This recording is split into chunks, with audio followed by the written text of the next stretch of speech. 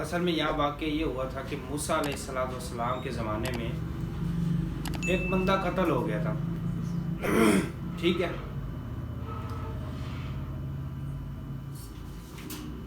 تو اب اس کو قتل کیا کسی نے. اب یہ نہیں پتہ چل رہا تھا کہ کس نے قتل کیا، مطلب کہ قتل کر کے اس کو چوراہے میں لا کے ڈال دیا. اور پھر سب لوگ آگے رونے لگ گئے اور ایک دوسرے پہ الزام لگانے لگ گئے کہ فلاں نے قتل کیا، فلاں نے قتل کیا، یہ کیا فلاں. اصل میں ہوا یہ تھا کہ جو وہ بندہ تھا وہ مالدار تھا بہت زیادہ. اس کی اپنی اولاد نہیں تھی، بھتیجے تھے اس کے. تو ان بھتیجوں میں سے کسی ایک نے اس کو قتل کر دیا اور چوراہے میں لا کے ڈال دیا. تو اب ایک دوسرے پہ الزام لگانے لگے وہ. تو لوگوں نے ان کو کہا کہ آپ اس کو اٹھا کے، اللہ کا نبی موجود ہے موسیٰ علیہ السلام، تو آپ ان کے پاس کیوں نہیں لے کے جا رہے، وہ مسئلے کا حل نکالیں. تو پھر وہ سب لوگ جو ہے نا، اس بندے کا بھتیجا بھی اپنے چاچو کی لاش اٹھائی اور وہاں لے گئے حضرت موسیٰ علیہ السلام کے پاس. تو موسیٰ علیہ السلام کو کہا کہ اللہ سے پوچھیں کہ اس کو کس نے قتل کیا. تو اللہ تعالیٰ نے فرمایا کہ ایک گائے ذبح کرو، اس گائے کو ذبح کر کے اس کا ایک گوشت کا ٹکڑا اس بندے کے ساتھ لگاؤ، تو یہ تھوڑی دیر کے لیے اٹھے گا اور پھر یہ اپنے قاتل کا نام بتائے گا، پھر مر جائے گا. اس واقعے میں بہت ساری حکمتیں ہیں، میں بتاتا ہوں بعد میں. اب آگے بنی اسرائیل تھے،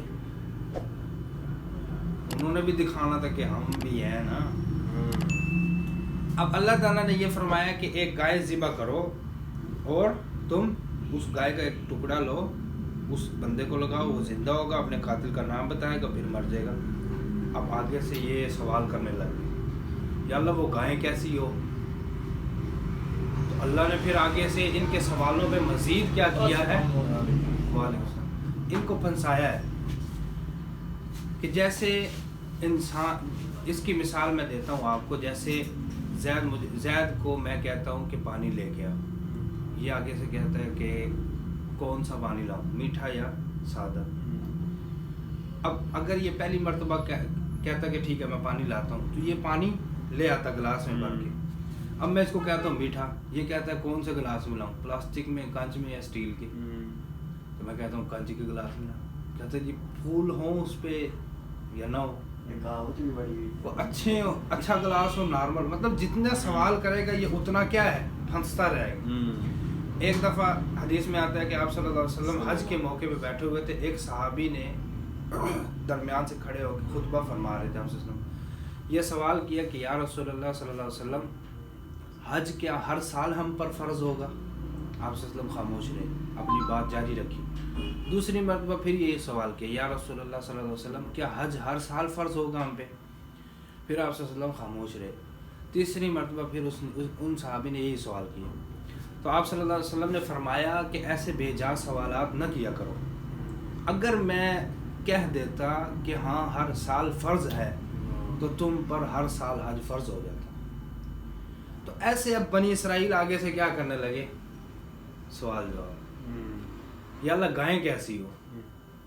اب اللہ نے تو فرمایا کہ گائے ذبح کر دو، اس کا کوئی ٹکڑا لگا دو. لگا دیتے کیا ہے، نکل جاتے. لیکن کیا گائیں کیسی ہو؟ تو اللہ نے فرمایا کہ گائیں ایسی ہو، نہ وہ بوڑھی ہو نہ وہ جوان ہو، وہ کیا کہتے ہیں، نہ وہ بچی ہو، بلکہ وہ عین جوان ہو. اور پھر آگے سے پھر انہوں نے پوچھا کہ یا اللہ اس کا رنگ کیسا ہو؟ اللہ نے فرمایا کہ وہ ایک پیلے رنگ کی گائے ہو، زرد رنگ کی گائے ہو. پھر اللہ نے انہوں نے پوچھا کہ وہ یا اللہ کیسی ہو؟ ابھی ہم پر صحیح طرح واضح نہیں ہوا کہ کیسی گائے ہو، صحیح اچھی طرح بتا دے ہمیں تاکہ ہمیں پتہ چل دے.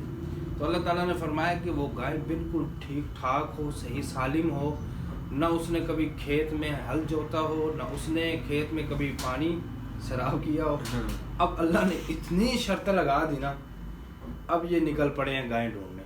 اب ظاہری بات ہے ان شرطوں پہ گائیں کہاں ملے، جس کا رنگ بھی ایسا ہو، بالکل نوجوان گائے ہو، اور نہ اس نے کیونکہ پہلے کھیت میں ہل چلاتے تھے گائیں بیل ان کے ذریعے، پانی بھی سیراب انہی کے ذریعے کرتے تھے، کنواں چلتا تھا آگے باندھ کے.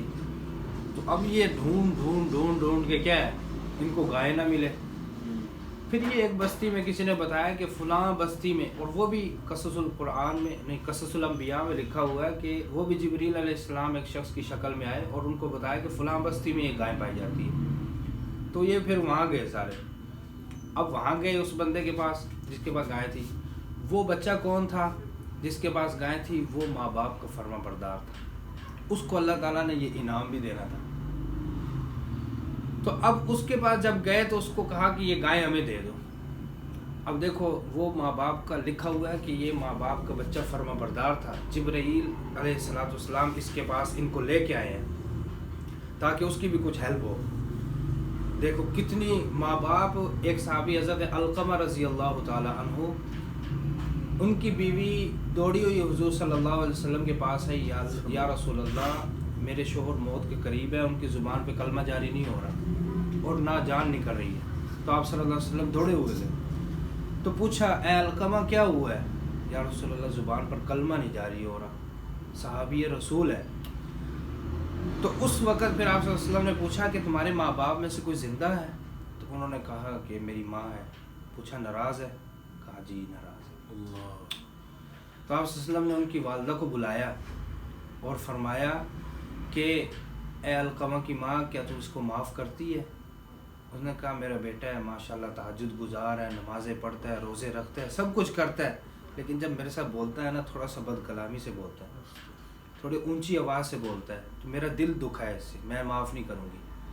تو آپ صلی اللہ علیہ وسلم نے فرمایا کہ اگر میں ابھی لکڑیاں اکٹھی کروں اور ایک ڈھیر لگاؤں اور اس میں اس کو ڈال دوں اور آگ لگا دوں، کیا تو دیکھ سکتی ہے؟ تو ماں کا دل تو پھر ماں کا ہی ہوتا ہے. تو پھر انہوں نے کہا کہ نہیں میں یہ نہیں دیکھ سکتی. تو آپ صلی اللہ علیہ وسلم نے فرمایا کہ اگر تو نے مجھ کو معاف نہ کیا تو جیسے جان نکلے گی یہ اللہ کے عذاب میں ایسے ہی پکڑے جائیں گے. تو پھر انہوں نے اس کو معاف کیا اور پھر ان کی زبان پر کلمہ جاری ہوا اور پھر ان کی روح نکلی. کون ہے؟ صحابی رسول ہے. کتنا بڑا مقام ہے ماں باپ کا. قدر نہیں ہے، بیٹھے ہوتے ہیں موبائل میں لگے ہوتے ہیں، ماں پکار رہی ہوتی ہے، کوئی فکر نہیں ہوتی ہے. آپ صلی اللہ علیہ وسلم نے فرمایا کہ اگر میری ماں زندہ ہوتی اور مجھے کہتی اے محمد، تو میں عشاء کی نماز توڑ کر اپنی یا لبیک یا امی کہتا، اپنی ماں کے لیے حاضر ہو جاتا. تو پھر بنی اسرائیل وہاں پہنچے. اچھا اب اس کو کہنے لگے جی گائے بیچو. اس نے کہا میں نہیں بیچتا. میں نہیں بیچتا. قیمت لگائی، بڑھاتے سونا دینا شروع کر دیا. اتنا سونا دیا جتنا اس گائے کا وزن تھا. اس نے کہا میں نے نہیں دینی. حتیٰ کہ جتنا وزن اس گائے کا تھا اس کے 10 گنا سونا اس نے لیا. پھر اس نے گائے بیچی. دیکھو کتنی بڑی انہوں نے مصیبت مول لی. نارمل گائے ذبح کر لیتے، آگے سے سوال نہ کرتے تب بھی مسئلہ حل ہو جانا تھا. تو پھر انہوں نے وہاں سے گائے لی، گائے لے کے ذبح کی. ذبح کر کے ایک ٹکڑا اللہ تعالیٰ نے جو بتایا تھا، بعض کہتے ہیں زبان تھی، بعض کہتے ہیں ران کا کوئی حصہ تھا، تو وہ لگایا. وہ زندہ ہوا بندہ. زندہ ہو کے پھر اس نے بتایا کہ میرا فلاں قاتل ہے. پھر اس کو سزا دی. اب اس واقعے میں اتنی ساری یہ حکمتیں کیا ہے. اللہ تعالیٰ تو بغیر گائے کے بھی مردے کو زندہ کر سکتا ہے. اللہ تعالیٰ تو گائے کے محتاج نہیں ہے.